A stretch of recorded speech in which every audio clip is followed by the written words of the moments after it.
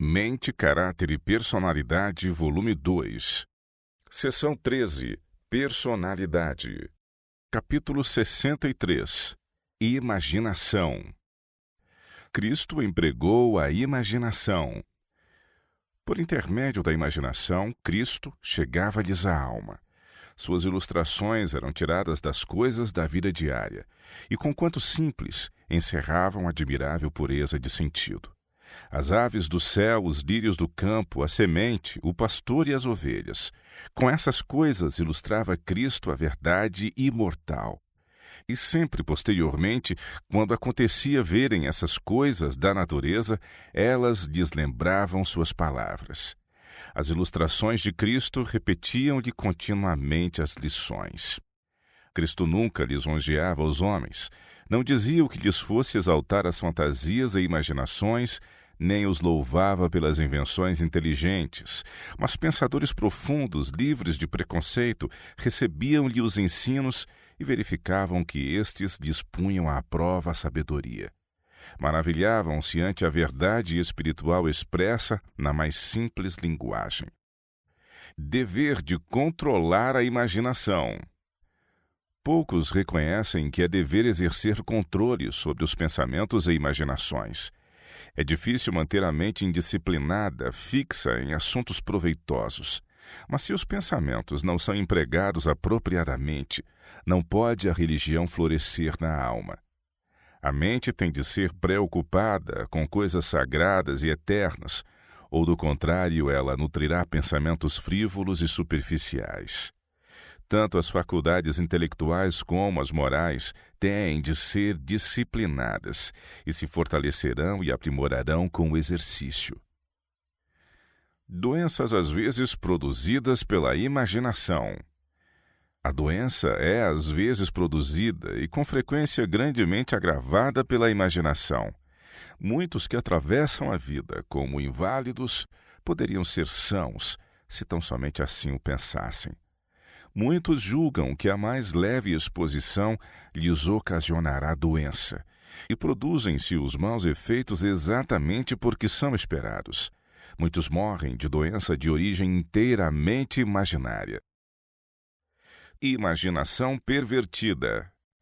Segundo o Senhor me tem revelado, as mulheres desta classe, as que têm um conceito exagerado de suas qualidades, tiveram pervertida sua imaginação pela leitura de novelas, por devaneios e construção de castelos no ar, vivendo num mundo imaginário.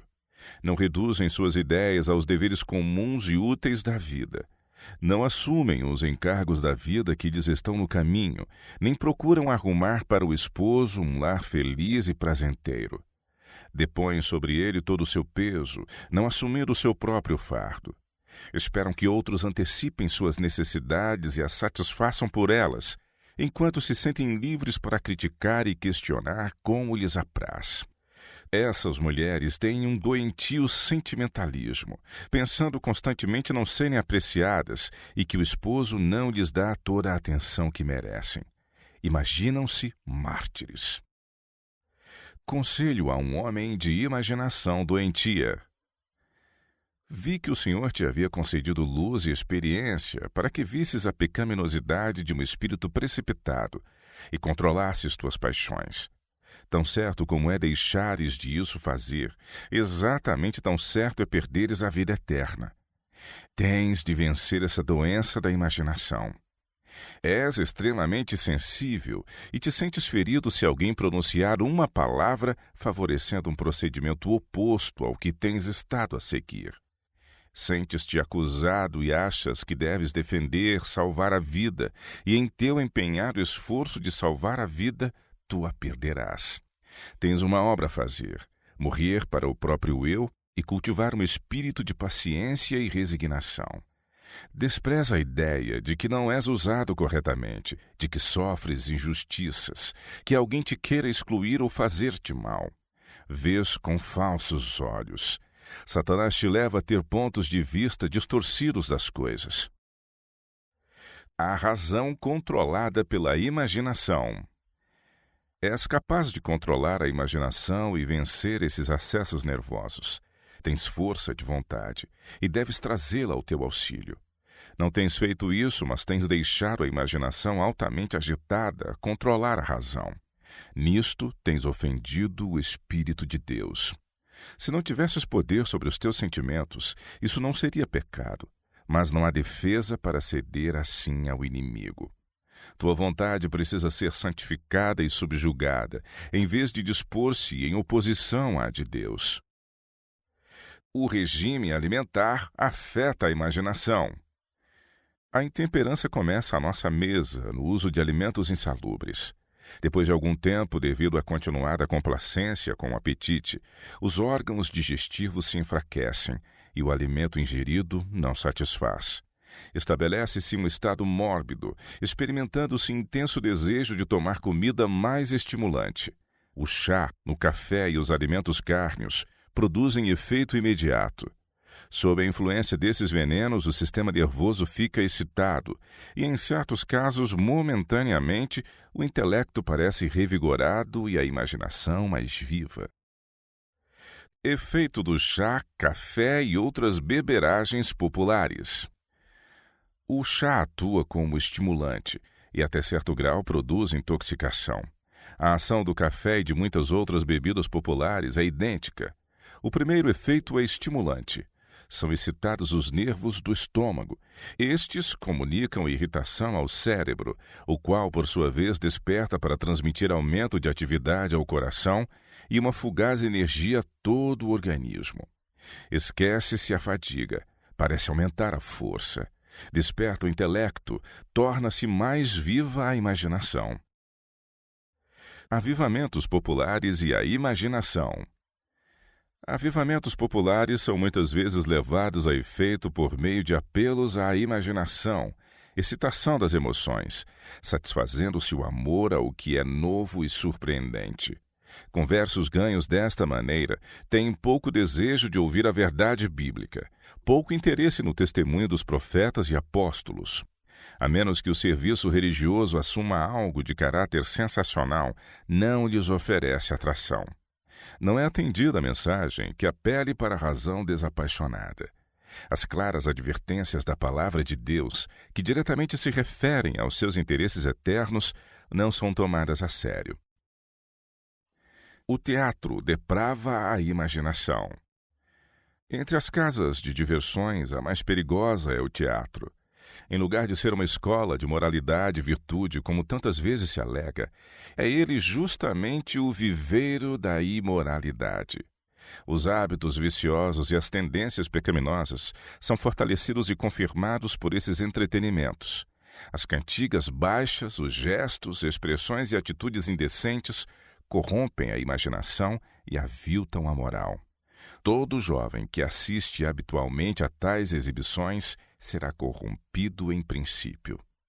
Não existe em nosso país influência mais poderosa para corromper a imaginação, destruir as impressões religiosas e enfraquecer o gosto pelos prazeres tranquilos e as sóbrias realidades da vida do que as diversões teatrais. O gosto por essas cenas aumenta com cada transigência, assim como o desejo para com as bebidas intoxicantes se fortalece com seu uso. O único caminho seguro é evitar o teatro, o circo e todos os outros lugares de diversões duvidosos. A ficção cria um mundo imaginário.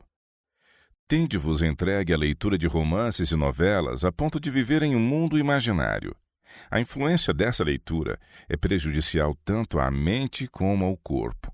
Enfraquece o intelecto e ocasiona terrível sobrecarga às forças físicas. Ocasiões há em que vossa mente possui sanidade precária, devido à imaginação ter sido superexcitada e levada a um estado mórbido pela leitura de ficções. A mente deve ser disciplinada por tal forma que todas as suas faculdades sejam harmonicamente desenvolvidas. Caso a imaginação seja constantemente superalimentada e excitada com literatura de ficção, torna-se em breve um tirano, controlando todas as outras faculdades da mente, fazendo com que o gosto se torne caprichoso e pervertendo as tendências. A leitura afeta o cérebro.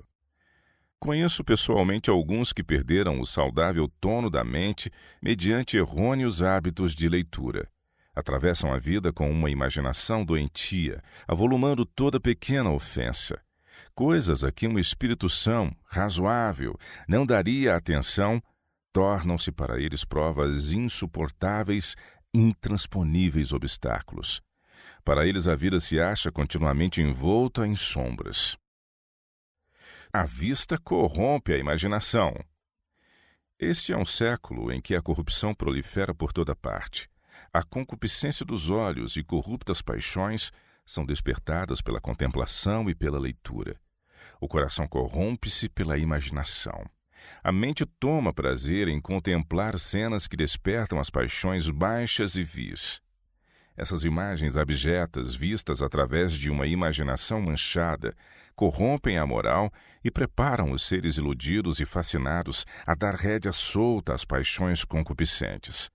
Então seguem-se pecados e crimes que arrastam para o nível dos animais, seres formados à imagem de Deus, afundando-os, afinal, na perdição.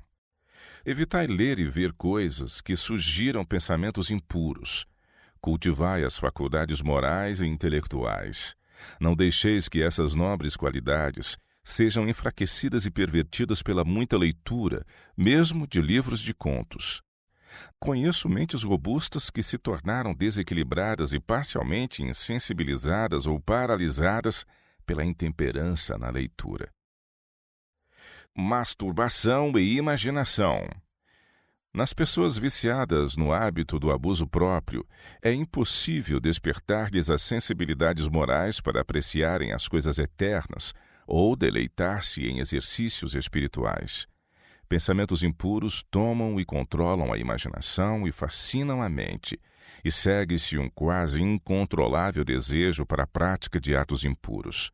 Se a mente fosse educada a contemplar assuntos elevados, a imaginação ensinada a refletir sobre coisas puras e santas, ela seria fortalecida contra esse vício terrível, degradante, destruidor da alma e do corpo. Seria pela disciplina acostumada a demorar-se nas coisas elevadas, celestiais, puras e sagradas, e não poderia ser atraída para esse vício torpe, corrupto e vil. Os devaneios levam à exaltação própria. Se os pensamentos, os devaneios da mente são de grandes propósitos, nos quais figure o próprio eu, revelar-se-á em palavras e atos a exaltação própria, um erguimento do eu. Esses pensamentos não são de molde que conduzam a um íntimo andar com Deus. Os que agem sem refletida consideração, agem imprudentemente. Fazem esforços esporádicos, empenham-se aqui e ali, apegam-se a isto e aquilo, mas isso nada realiza. Assemelham-se à videira. Seus brotos abandonados a si mesmos ficam a espalhar-se em todas as direções e se agarram a qualquer detrito ao seu alcance. Mas antes que a videira possa ter qualquer uso, esses rebentos têm de ser arrancados das coisas às quais se agarram e treinados a apegar-se às coisas que os tornarão graciosos e bem formados. Controle da imaginação. Se tivesses disciplinado a mente a demorar-se em assuntos elevados, meditando sobre temas celestiais, poderias ter realizado muito bem. Poderias ter tido influência sobre a mente de outros, a fim de que volvessem seus egoístas pensamentos e disposição de amor ao mundo para condutos de espiritualidade. Fossem tuas afeições e pensamentos postos em sujeição à vontade de Cristo, serias capaz de realizar boas coisas. Tua imaginação está enferma porque lhe permitiste correr por um conduto proibido, tornando-se afeita aos devaneios. O sonhar acordada e romântica construção de castelos tornaram-na inútil. Tens vivido no mundo imaginário, tens sido uma mártir imaginária e uma imaginária cristã. Mantenham-se longe do terreno encantado de Satanás.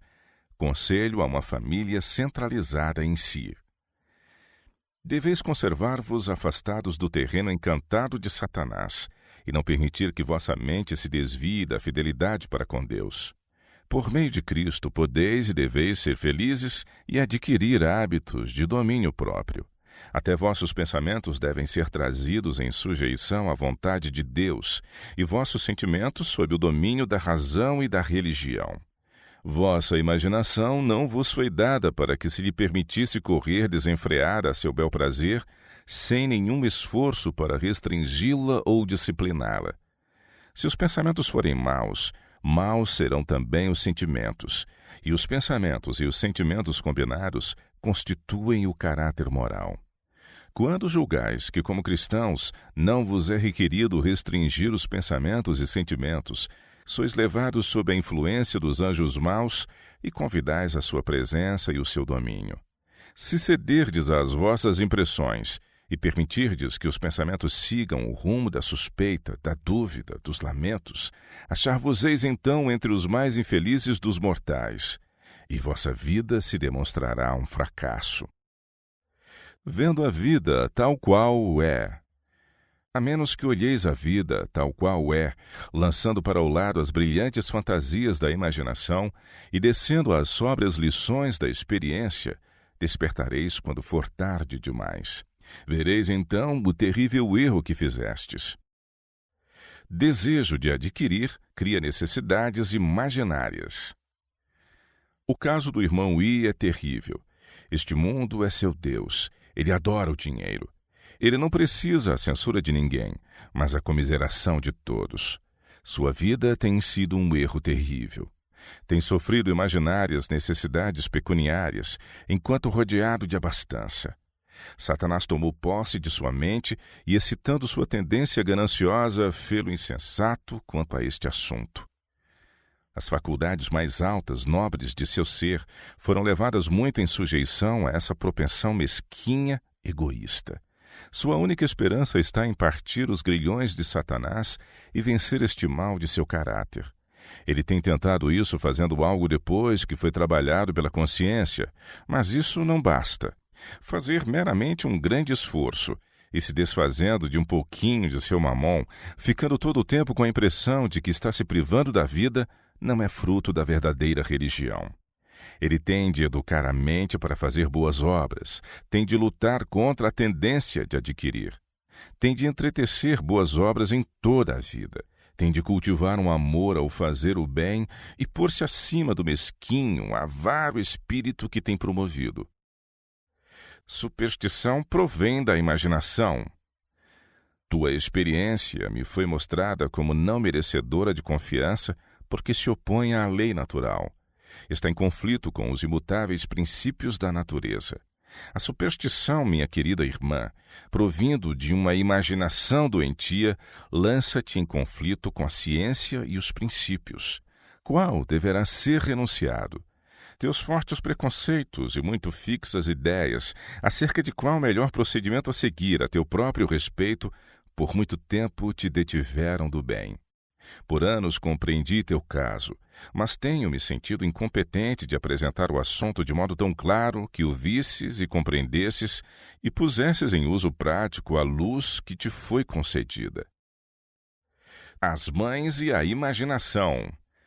Foram-me mostradas mães que são governadas por uma imaginação doentia, a influência da qual é sentida pelo marido e filhos.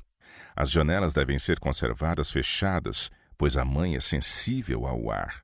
Se está sentindo qualquer frio e é efetuada alguma mudança em suas roupas, pensa ela que seus filhos devem ser tratados da mesma maneira, e assim toda a família se priva de vigor físico.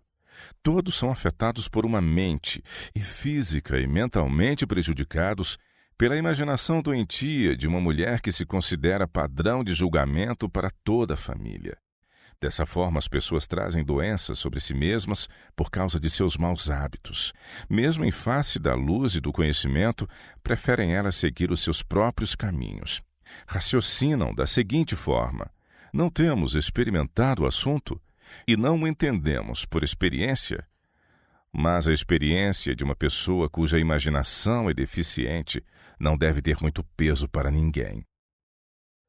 Utilizando as forças naturais da mente. Todos são agentes morais livres, e como tais têm de pôr seus pensamentos a correr no conduto certo. Este é um vasto campo no qual a mente pode com segurança ter participação. Se Satanás procura desviar a mente para assuntos baixos e sensuais, trazei-a de volta e colocai-a em coisas eternas.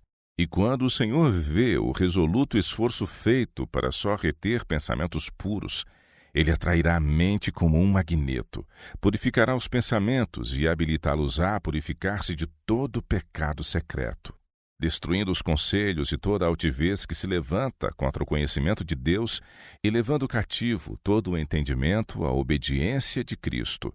2 Coríntios 10, verso 5. A primeira obra dos que desejam reformar-se é purificar a imaginação. Se a mente é guiada em direção viciosa, tem de ser refreada, cultivando só assuntos puros e elevados. Quando tentares aceder a uma imaginação corrupta, fugi para o trono da graça e orai pedindo forças do céu. Na força de Deus, a imaginação pode ser disciplinada, de modo a só se demorar em coisas puras e celestiais.